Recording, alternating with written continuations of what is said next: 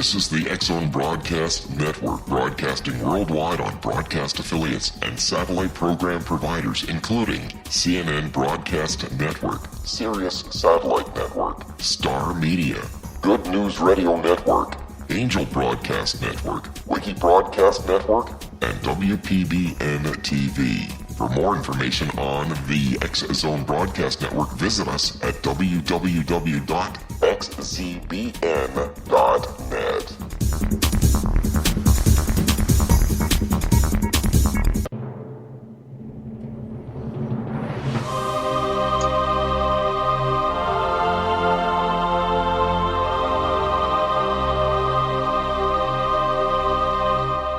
The Science of Magic with Gwilda Wiyaka is largely an opinion talk show. All opinions, comments, or statements of fact expressed by Gwilda Wiyaka's guests are strictly their own and are not to be construed as those of the Science of Magic or endorsed in any manner by Gwilda Wiyaka, Relmar McConnell Media Company, its affiliated networks, stations, or employees.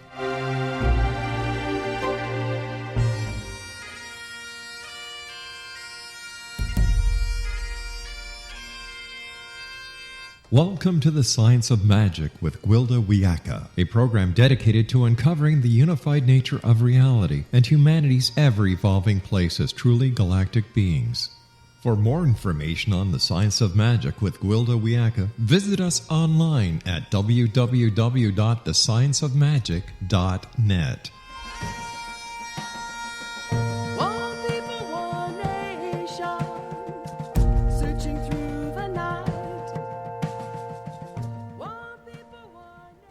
Welcome to the Science of Magic, a program combining the science and magic of today's leading topics to co-create new solutions and promote evolutionary thinking.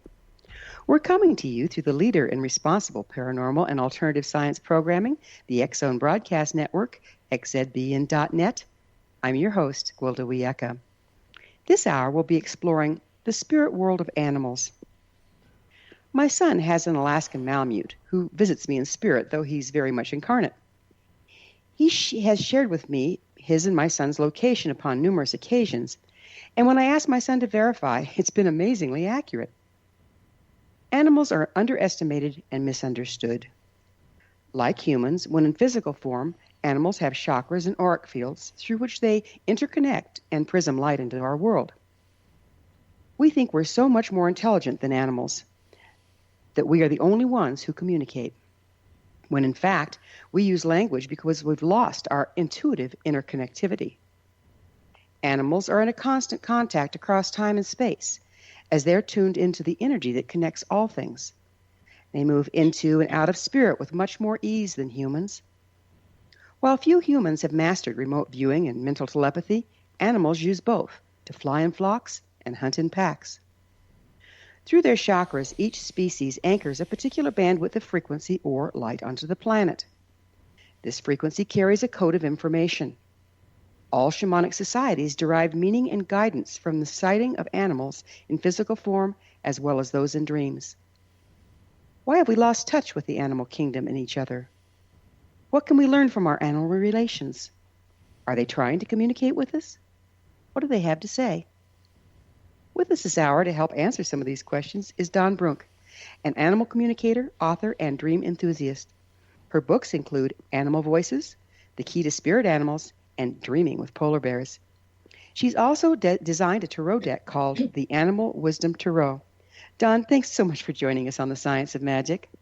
Hi, Gwilda. Thanks for having me. So how's it going up there in the great white north of Alaska? It's good. We're moving into spring, so we have lots of light, or we're getting more light.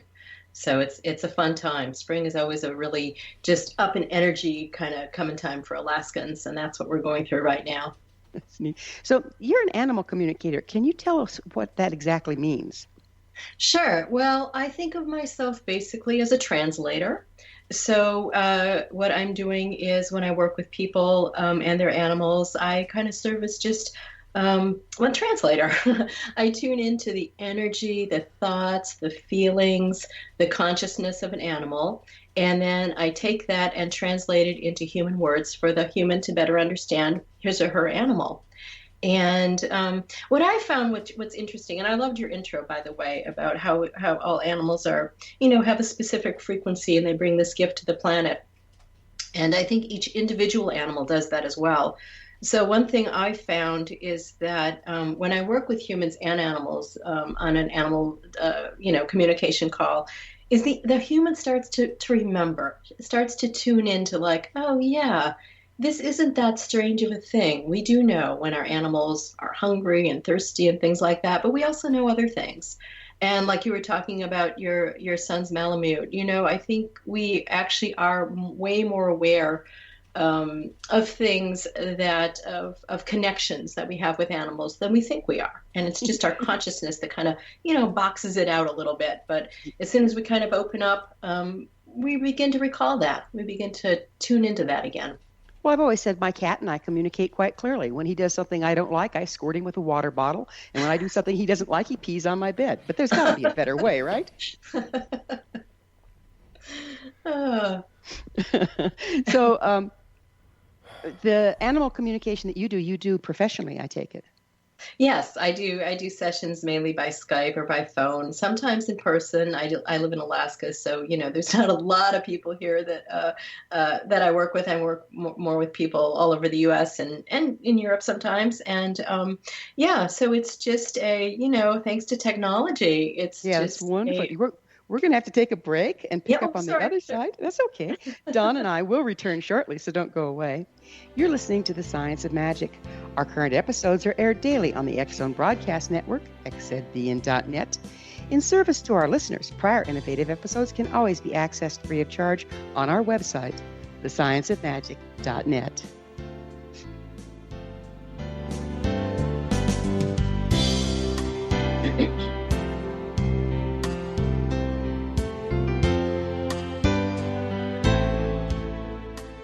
Hi everyone, Rob McConnell here, and I wanted to spend a moment on internet streaming. Everybody has heard about internet streaming, but not many know much about it. Did you know the internet streams just about everything? Movies. From new releases to old classics. TV shows. Almost every show, every episode, and much more. But the question has always been, how do you do it? Well now, thanks to the folks at 123 Ready TV, I have the answer for you. They have developed a simple program app, 123 Ready TV, that you install on your Windows PC, Android smartphone, or Android tablet that can have you streaming like a pro in less than 5 minutes. You truly won't believe how much is available or how easy it is to do until you try. And for a one-time cost of only $19.99, this product is a real winner. To learn more about 123 Ready TV, visit our website at www.xzbn.net.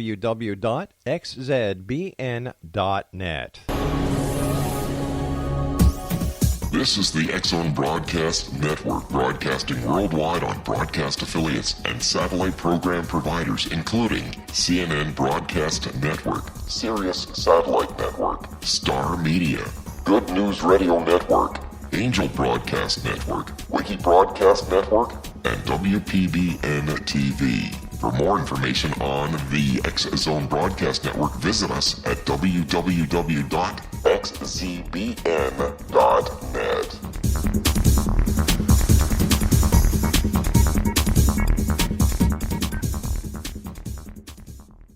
How would you like to be able to read other people's minds? Well, the next best thing is here. When you know how to read a person's name, you know how the person thinks, feels, and behaves.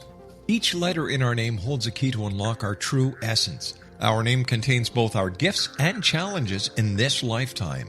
Mnemology science discovers personality secrets hidden in the placement of the letters of our names, including the first and last impression people remember about us.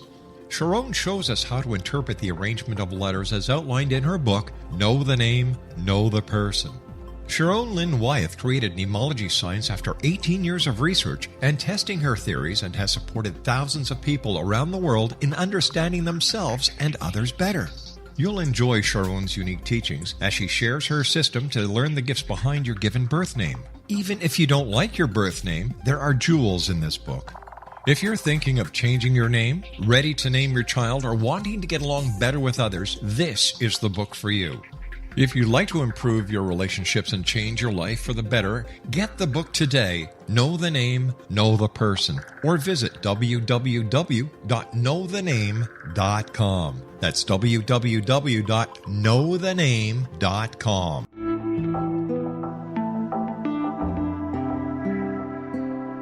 Take a step back in time and discover old Florida cuisine at Marsh Landing Restaurant in Fellsmere, Florida. Enjoy delicacies such as frog legs, gator tail, catfish, and swamp cabbage, or enjoy the more traditional cuisine such as hand-cut Angus steaks, ribs, and seafood. Join us for breakfast with a southern flair featuring sweet potato pancakes, biscuits and gravy, and much more. Planning a party? Marsh Landing's private dining rooms can accommodate groups from 8 to 80 people. While you visit, enjoy the historic pictures, artifacts, and stories that line the walls. Marsh Landing is truly a unique experience. Marsh Landing Restaurant, 44 North Broadway in historic downtown Fellsmere, or visit marshlandingrestaurant.com. Marsh Landing, old Florida cuisine at its best.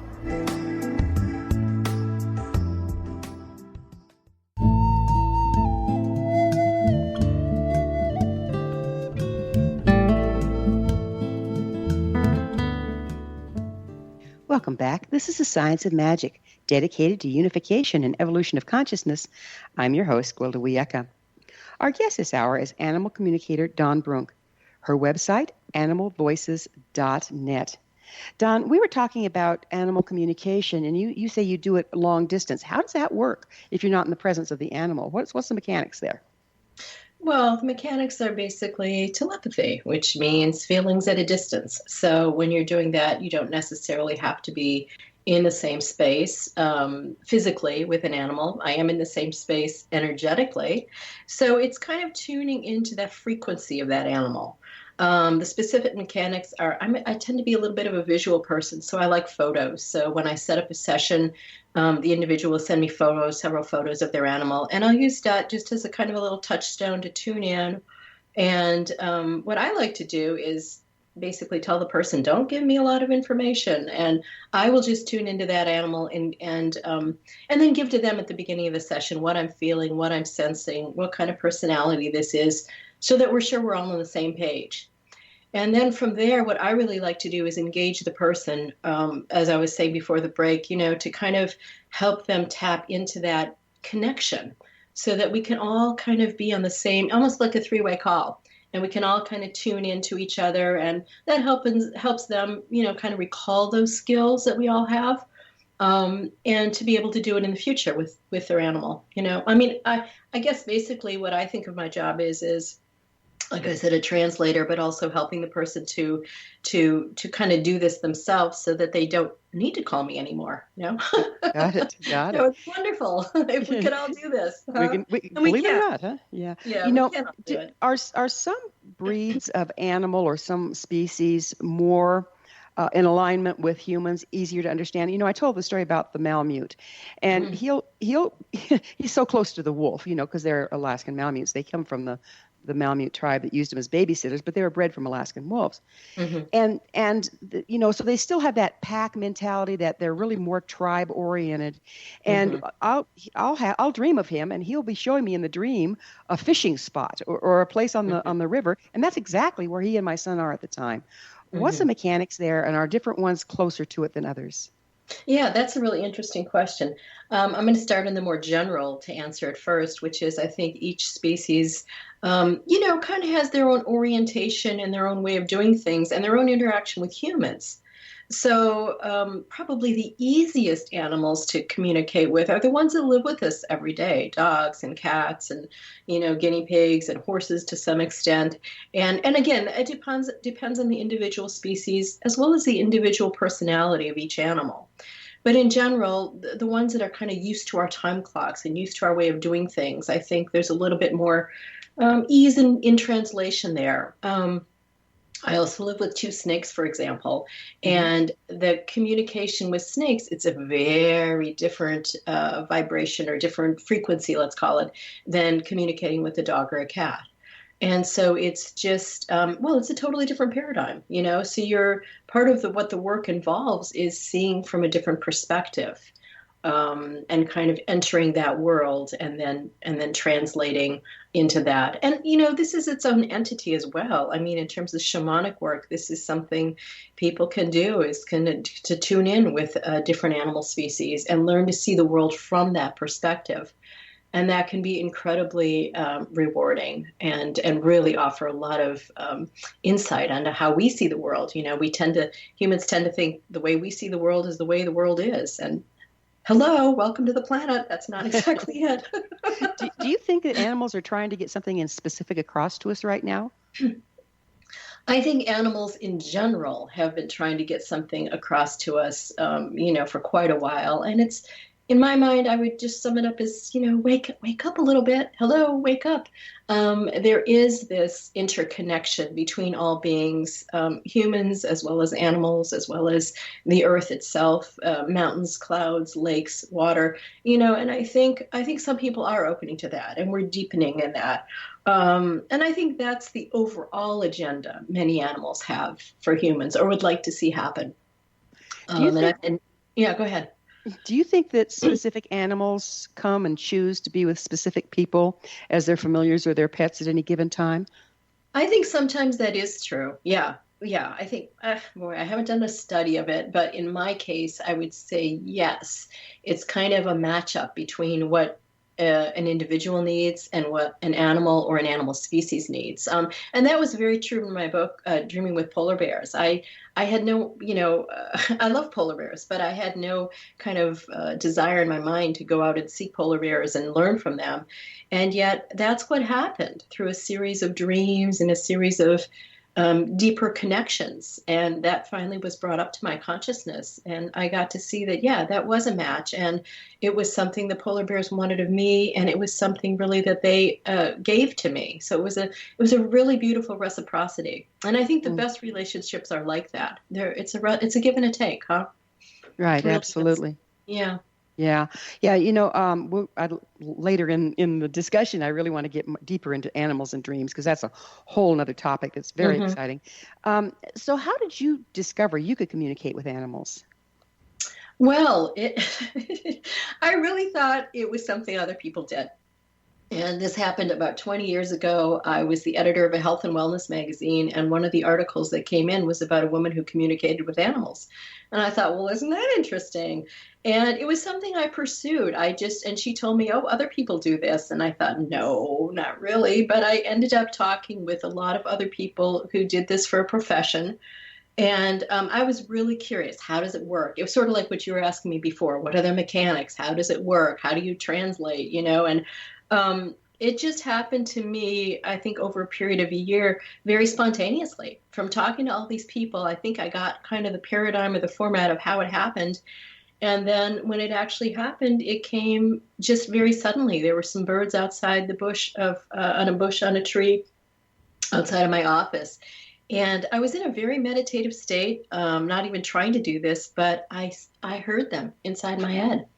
And it was an amazing paradigm shift for me because I suddenly understood what all these people were talking about and really how it worked. And I think it works a little differently for everybody, but for me, that was my beginning. And then it became a study for me. Yeah. We're all wired a little differently. Some are more kinesthetic, some are more visual, some are more audio. So we have to learn to translate according to that.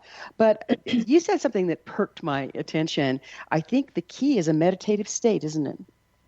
I think it helps. I think once we get out of our own way, which is often our thoughts, our self-judgments, things like that, and we just kind of calm down and tune in. I think that is the key. And something I always tell the students when I do animal communication workshops is, you really can't do this without connecting to your deeper self because the two are related. If you want to talk to animals, you're going to have to get to that point where you talk with your inner self as well.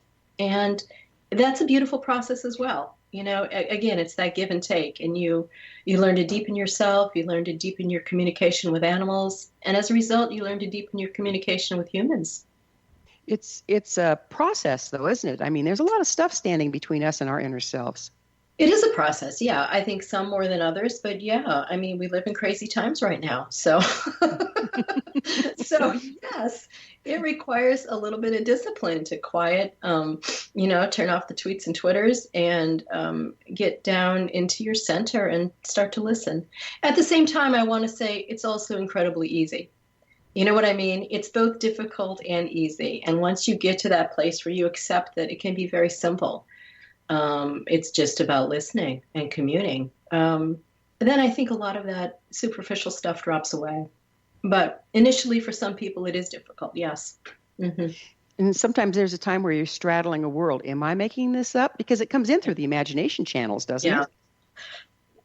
Yes, I would say so. I would say it comes in imagination in the sense of it's a nation of images, huh? Imagination. Mm-hmm. So yes, it comes in this way where you are straddling two worlds and you are that's what translation is. So you have a foot in or a paw in two worlds and you're kind of bringing those together. You're building a bridge. You're making a pathway.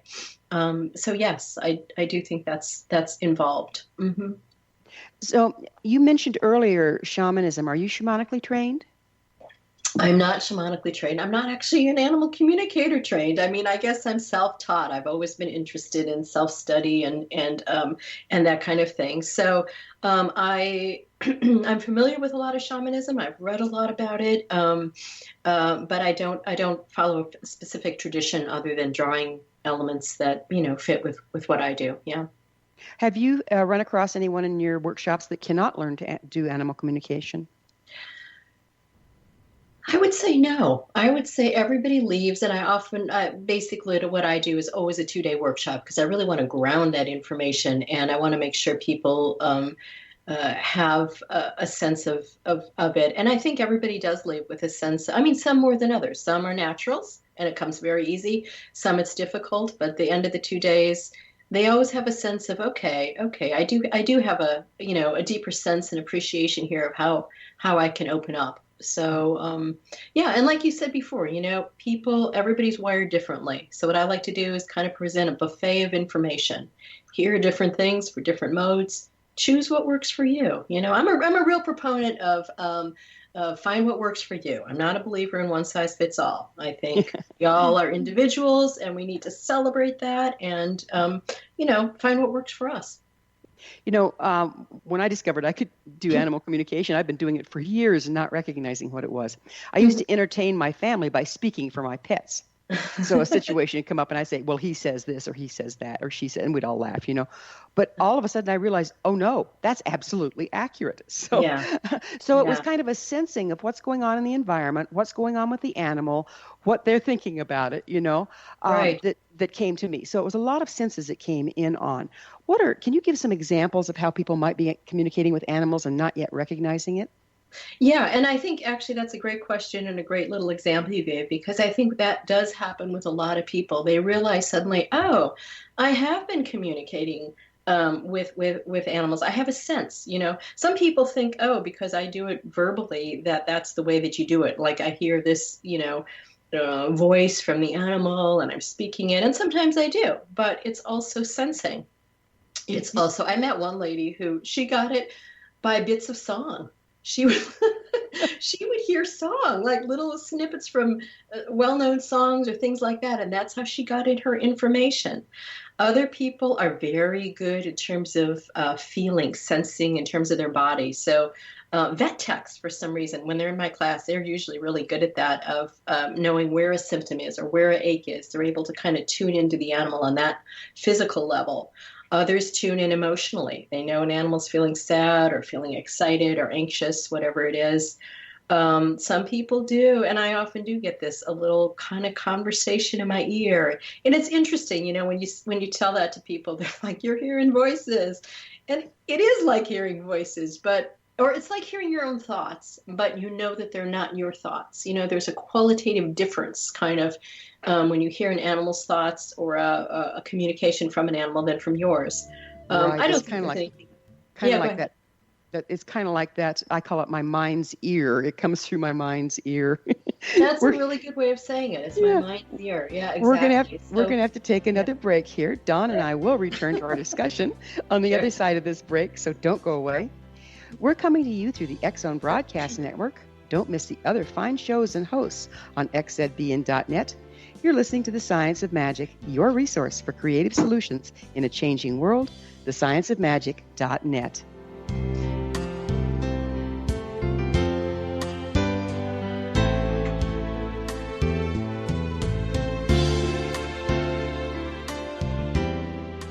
Hi everyone, Rob McConnell here, and I wanted to spend a moment on internet streaming. Everybody has heard about internet streaming, but not many know much about it. Did you know the internet streams just about everything? Movies. From new releases to old classics. TV shows. Almost every show, every episode, and much more. But the question has always been, how do you do it? Well now, thanks to the folks at 123 Ready TV, I have the answer for you. They have developed a simple program app, 123 Ready TV, that you install on your Windows PC, Android smartphone, or Android tablet that can have you streaming like a pro in less than 5 minutes. You truly won't believe how much is available or how easy it is to do until you try. And for a one-time cost of only $19.99, this product is a real winner. To learn more about 123 Ready TV, visit our website at www.xzbn.net.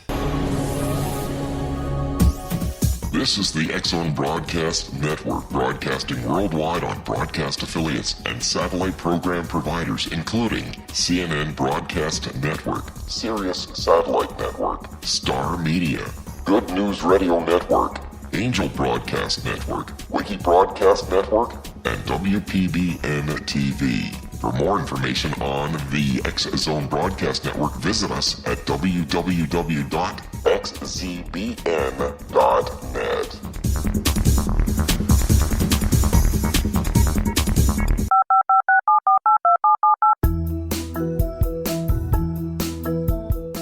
Did you know that when you're on the road with limited data or Wi-Fi, you can still listen to the X-Zone Radio Show with Rob McConnell, The Science of Magic with Gwilda Wiyaka, X-1, Dimension X, Space Patrol, and every minute of the X-Zone Broadcast Network by calling 213-401-0080, courtesy of Audio Now. No smartphone, app, or internet needed. It saves your data plan, and it's free if you have unlimited minutes. Call 213-401-0080 to listen on any phone, anytime, anywhere. Remember 213-401-0080 for the best of the paranormal, parapsychology, and sci-fi radio programming anywhere, 24/7, 365.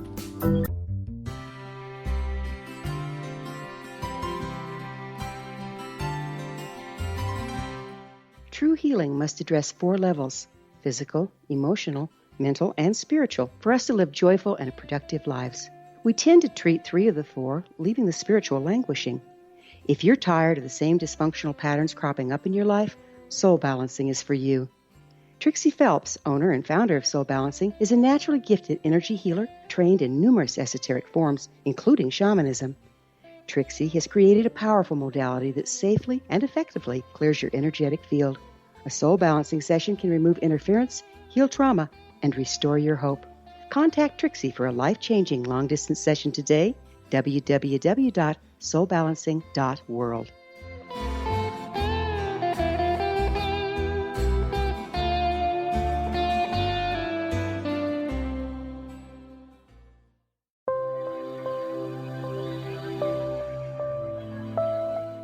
There's a legend shared by many indigenous cultures of a time when the nations were cast to the 4 corners of the world. Each nation was given a body of sacred knowledge that held a different portion of the truth to preserve. True reality could not be known until all the nations reunited, combining the information. If a single one was missing, the world could not be reborn and darkness would prevail. The Science of Magic Radio is dedicated to reuniting the sacred knowledge. With the understanding, none of us has all the answers, but together we can open new perceptions and possibilities. Through our combined vision, the world can be reborn into a place where darkness no longer prevails. Join me, Gwilda Wiyaka, and the Science of Magic daily on the X-Zone Broadcast Network, xzbn.net, or visit us at thescienceofmagic.net.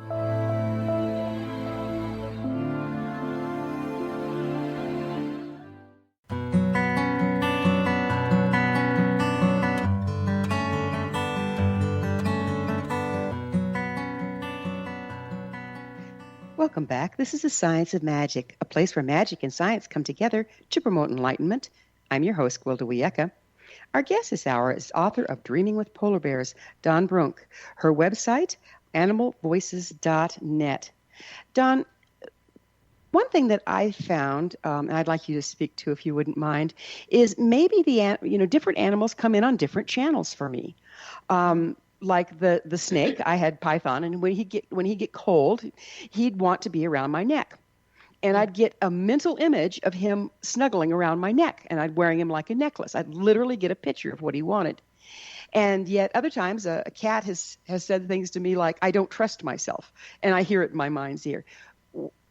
Can we refine where we're listening, like the vet tech being able to empath what's going on in the animal's body versus hearing the words? How can we refine that so we're more accurate?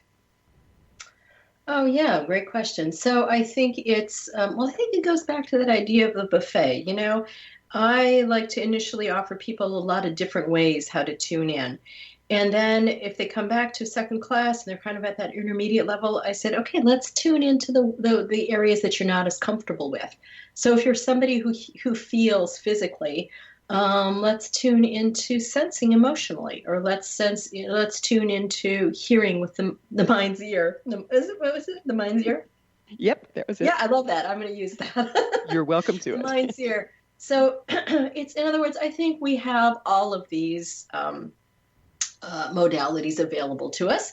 I think it's just like in waking life. Some people are more kinesthetic, some people are more visual. If you want to increase and expand your worldview, you just simply focus on what you're not as comfortable with. So it's simply kind of, embracing that as, okay, I'm going to try this on. I'm going to learn from this for a while. And I think, for me, animal communication really comes in a lot of different modes. The other aspect to that is that some animals have a preference for modes. Like if you tune into birds, especially like, let's say, birds of prey, they're very visual. They see the world in terms of movement and in terms of specific ways of seeing things from up above. And so they might not be as well versed in, if I express something in terms of intellect, so in other words, what I'm saying is I try to match what the animal does. And there again, fluidity and openness to a lot of different modes helps the communicator, because you can match what works best for the animal and what works best for the human. So does that make sense? As in all things, you're looking at mastery. We're just mastering where we focus our intuition.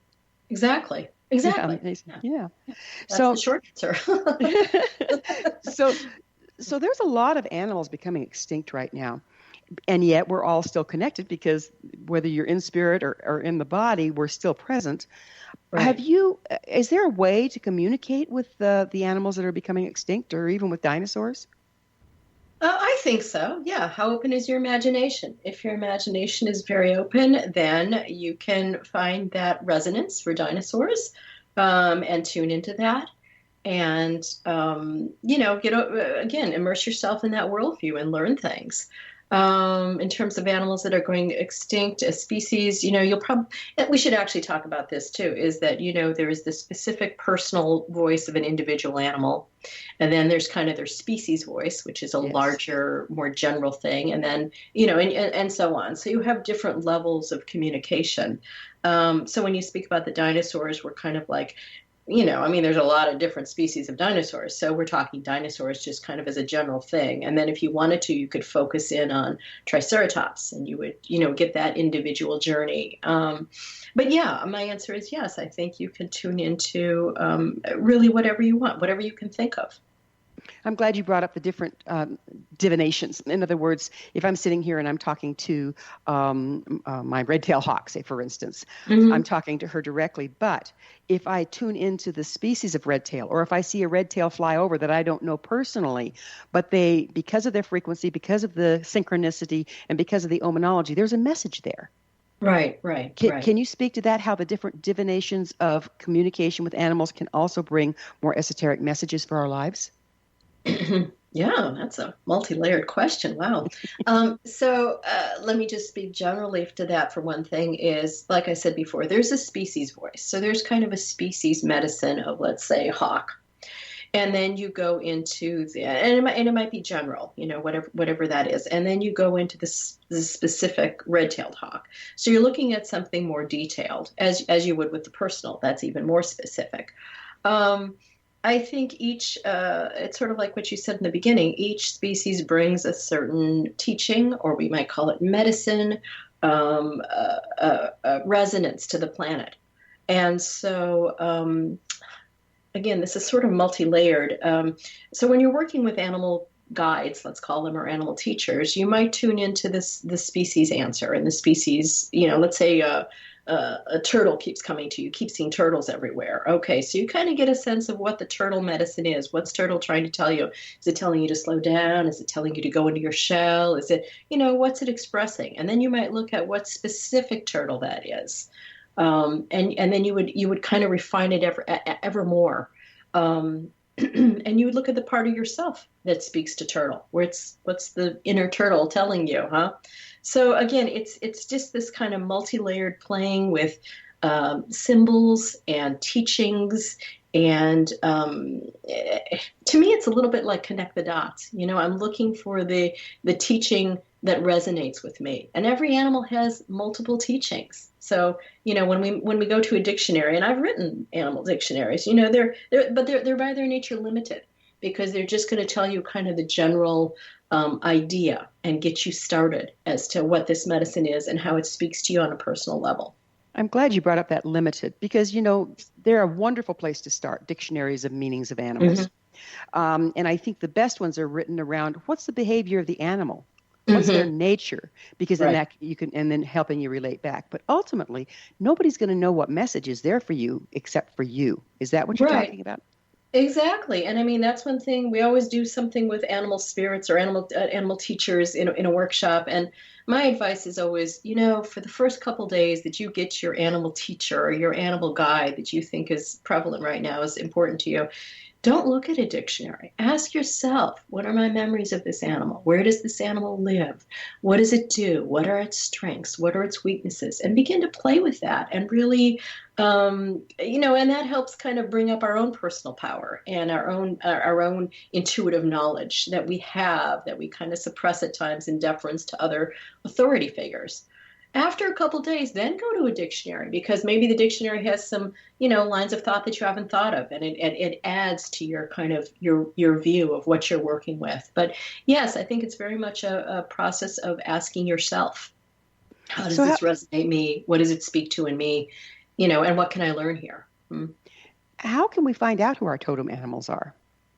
Well, there's different ways. I'm a big follower of just being aware. Who's showing up in my life. Sometimes it's animals that are here, raven. A lot of times when I'm driving, I will see ravens, and ravens will fly with me, like right ahead of me, and I know that is teaching me something.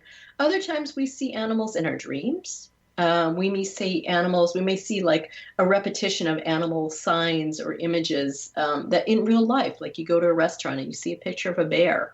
And then later on, your friend, notice she's wearing a bear necklace. And you just kind of keep remarking on bear. And you're thinking, maybe bear has something to teach me here.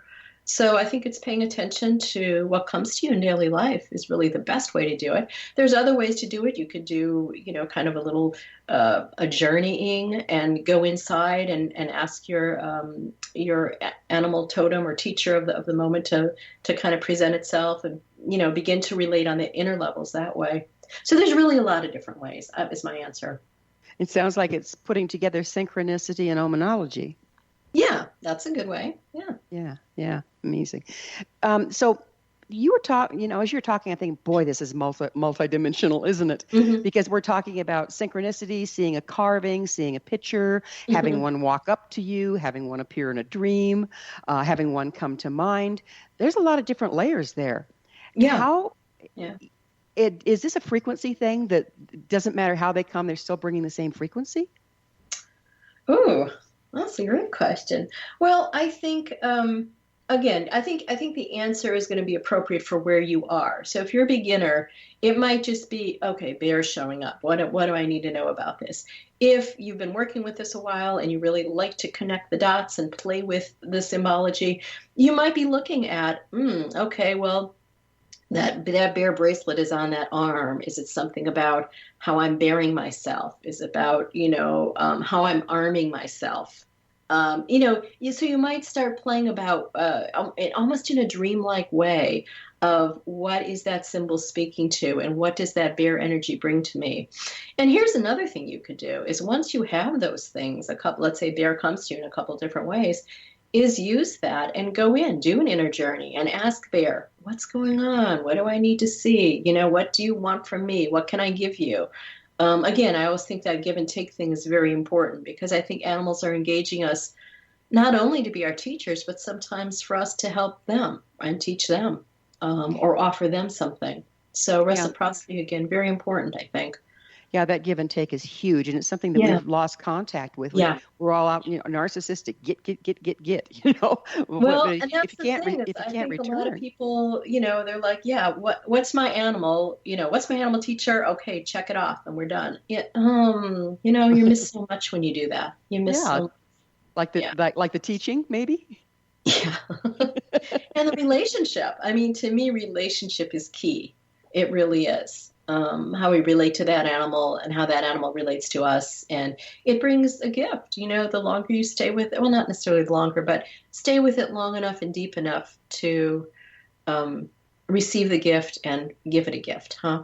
So there really is that exchange, My original teacher was a Lakota, and he was very big on the give and take thing. And of course, they give offerings and gratitude for anything, to trees, to everything.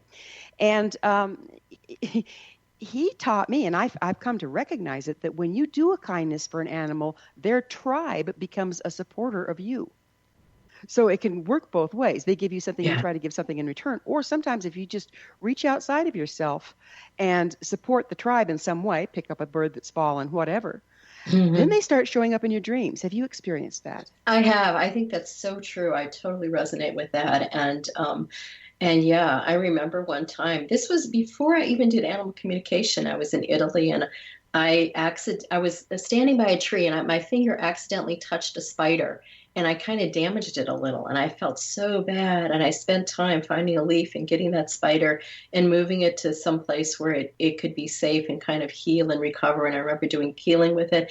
And after that time, spiders have always been significant to me in some way. They've come when I've kind of finished a project. It's almost in just like a nod, an acknowledgement and a support. So yeah, I do experience that to be true. It seems to me like the more we can experience that, the more we rejoin the circle of life and are supported by everything around us. Yeah, I think it's so true. I do. Yeah. Especially, one of the things I also like to talk about in classes is shadow animals. Is the animal, we're going to have to get into shadow animals after a break. Okay. Don and I will be back shortly, so don't leave us now. This is the Science of Magic, your resource to altruistic professionals of science and the esoteric, working to create common ground for the betterment of our world. Join our email family to receive our amazing topic-driven episode collections at thescienceofmagic.net.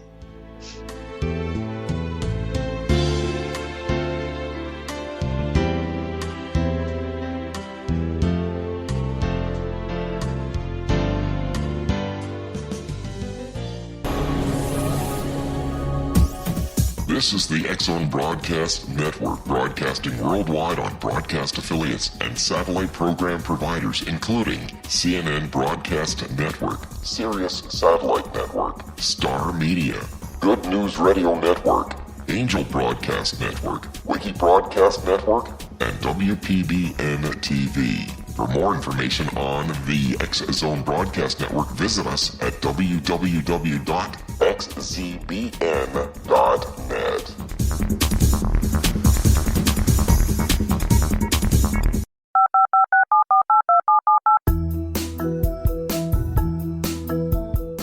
Did you know that when you're on the road with limited data or Wi-Fi, you can still listen to the X-Zone Radio Show with Rob McConnell, The Science of Magic with Gwilda Wiyaka, X-1, Dimension X, Space Patrol, and every minute of the X-Zone Broadcast Network by calling 213-401-0080, courtesy of Audio Now.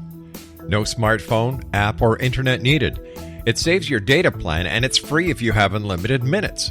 Call 213-401-0080 to listen on any phone, anytime, anywhere.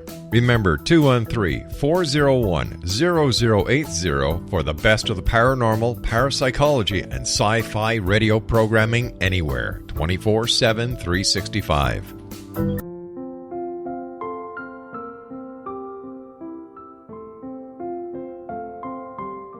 I am Dr. Carl O'Helvey, founder, president of a new cancer foundation focusing on evidence-based physical, mental, and spiritual interventions, including natural cancer cures, prayer, meditation, affirmations, nutrition, and other related holistic cancer prevention and cure modalities.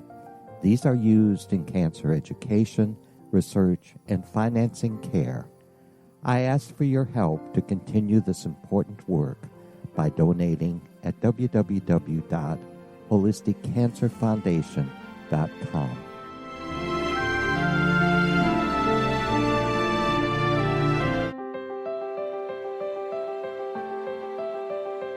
Wouldn't you love to know the secret to everything? I'm Dr. Kimberly McGeorge, and on The Secret to Everything, we will merge the practical with open investigation into all realms of the mysterious.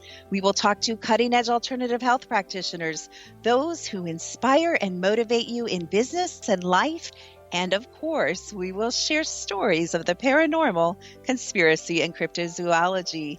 You will transform because of the frequency I carry, the frequencies my guests carry. Life may never be the same after you listen to this program, for the secret to everything is for you, the listener, for those who desire more in every area of their lives and believe that it can still be found. Listen and discover thesecrettoeverything.com.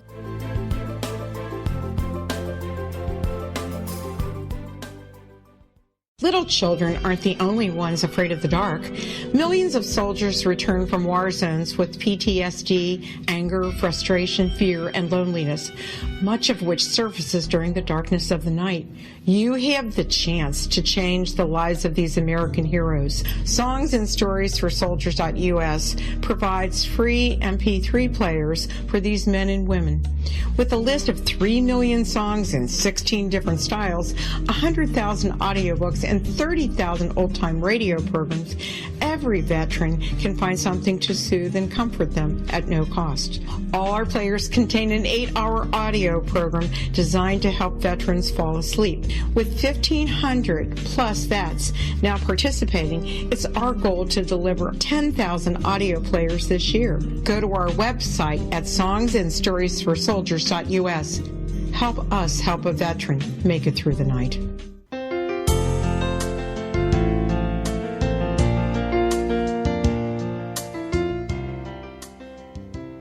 Welcome back. This is The Science of Magic, bringing together gifted people of service to the world. I'm your host, Gwilda Wiyaka. What's up in your world? Email me at info@thescienceofmagic.net and suggest a topic or a guest. If the topic's on your mind, you're probably not the only one interested. Again, our guest this hour, another person of service in the world, is Dawn Brunke. Her website, animalvoices.net. Dawn, we were just starting to talk about shadow animals. Let's go there. Sure. Well, yeah, what I was saying is that, it's easy, I think, to, open to an animal teacher, and a lot of people, they want the whale or the lion or the beautiful wolf. And it's a different experience when you get a snake or a rat or a turkey vulture. yeah, Yeah. and then I always say, congratulations, you're moving on to intermediate material because I think working with our shadow animals is incredibly rewarding. It gives us so much information because we're asked to kind of go into our shadow, the area that we repress, the area that we suppress or aren't entirely comfortable with. But it's really a good chance to work with our fears, our anxieties, our hesitations. And I think shadow animals are great teachers in that regard. Yeah, they're amazing. One time I had a client was brought to me they last stop for the desperate. I work shamanically, and her father brought her in to me, and she was a sweet little gal with black hair, just tiny. She was having breathing problems they couldn't track. So I did a shamanic journey for her, and one of the things I brought back was her power animal.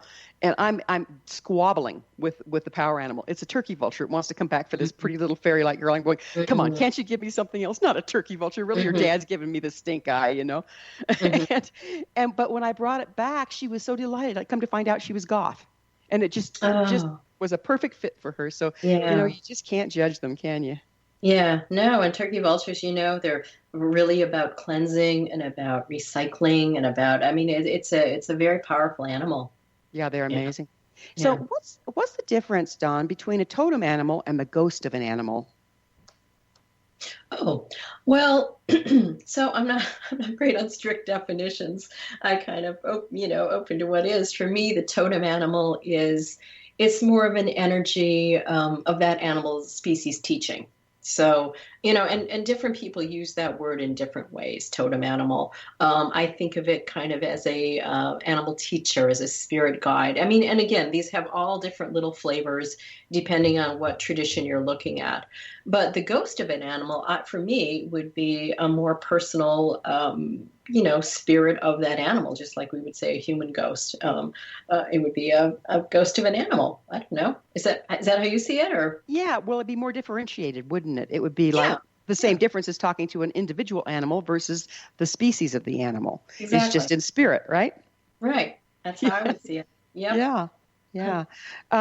So what are totem animals for? What purpose do they serve exactly? Well, again, if you go back into different various traditions, they would use it as a kind of an I want to call it an oversoul teacher, almost a teacher for a tribe or for a group. And that everybody in that tribe or that group or that clan would identify with that totem animal as a teacher and with its medicine. And that would, some degree, determine, how you live your life and what your beliefs are and how you go out in the world, how you interact with the world.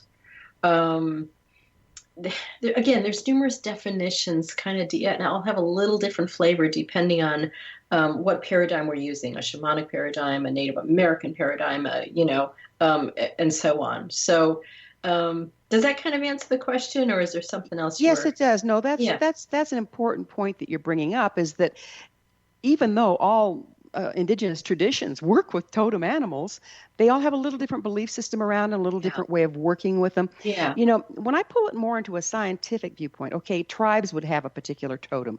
People would have a particular totem. We would carry that on with mascots in football, right? Exactly. Yeah. Do you suppose that it's about frequency and that the totem brings a counterbalance to our imbalance and strengthens us that way? Oh, I like that. That's a really nice aspect to it. I wouldn't have said it that way, but yes, I totally agree with that. I'm only saying I wouldn't have said that way because I wouldn't have thought of that, but I really like that. I think that is true. Excuse me. I'm not sure that that's the whole truth, but I think that's a very important part of it, is that totem animal is there helping us to balance. Yeah, that makes sense. Isn't that kind of the agenda of the animals right now? I'm certainly getting this is, please come back to balance, guys. We're at risk here. Yeah, I think most animals in general, if you did a survey, would say crazy beings on the planet right now are the humans. And a couple of times animals or different animals as well as animal species have called us the surface people. Because we're the ones who kind of walk on the surface of the planet, but we're the ones who walk on the surface of consciousness. And there's this reluctance to go deep, and And I really think that's such a key theme right now for all of us humans is, we're really needing to go a little deeper than false news, Well, it seems to me like the guilt and shame that we've been controlled with for generations is what keeps us from going deeper because we're afraid what we're going to find there. That's right. That's right. It's a big fear. I totally agree with you. And yet that's where we need to go. And that's, again, why shadow animals are so important, because they help us go there. They help us deepen. And I think that's where we're going to need to go. I think we're going there already. I mean, we really are. We're going there already. There's a lot of you. Going there willingly and happy and excited about the changes and the healing that are happening, and some are going kicking and screaming. So yeah, but we're all going one way or the other, right? All going. Yep. Tell me about animals and dreams. I was so fascinated by the title of your book, Polar Bear Dreams. Yeah, Dreaming with Polar Bears. Well, I mean, I think a lot of times animal communication and works with animal teachers or totems begin in the dream world. And I remember when I did my first book, interviewing different animal communicators, they were like, yeah, it started in a dream. It started in a dream. And I started to think, well, why is that? And I think it's because the dream world is a relatively safe place, and it's a non-judgmental place. So you're not going to question your sanity if you're talking to a polar bear or a cougar or, a whale. You're going to open to that. And I think sometimes dreams in the beginning stages are helping us to open to a larger way of seeing the world. So what did the polar bears have to say to you? Well, the whole book was a really amazing experience with a particular polar bear who was a real polar bear, but a very good dreamer. And bears, if we look at the totem kind of teaching, dreaming is very key with all bear species. Polar bears in particular, I would call them master dreamers. I really would. And so a lot of my work was with this individual polar bear as well as a group of spirit bears who really wanted their information about the connection of humans and polar bears as dream partners. And they would often refer to building a dream bridge between our species. And it was their opinion, reality, that in the past, shamans in the far north had worked with polar bears in this way. And that they're kind of left hanging, it kind of due to history and the whale wars and wars on polar bears and all kinds of things that fell away.